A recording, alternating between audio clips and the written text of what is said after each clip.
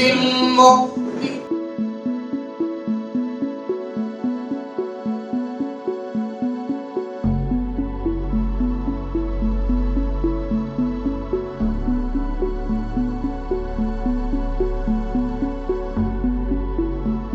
যেই নেতৃত্বে আছে এবং যারা আছেন বিএনপির সিনিয়র নেতারা আমাদের দেশের নতুন প্রজন্মকে তাদের সব স্বপ্ন পূরণ করতে পারবে।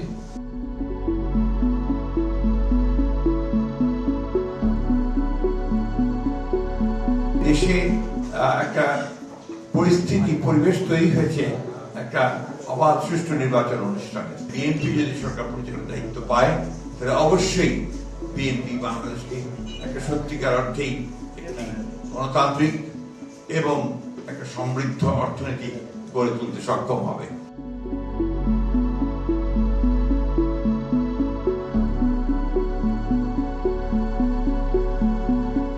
যুক্ত রেখেই তারা চিকিৎসাটা করছেন এবং আল্লাহ তাআলার কাছে আমরা সবসময় দেশবাসী এই দোয়া করছি যে আল্লাহ তাআলা তাকে যেন সুস্থ করে দেন।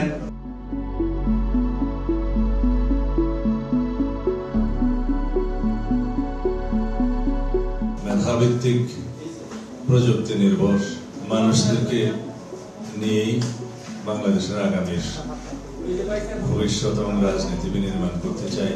গণতান্ত্রিক সমৃদ্ধশালী একটি বাংলাদেশ বিনির্মাণের জন্য আমাদের এই ধারা অব্যাহত থাকবে।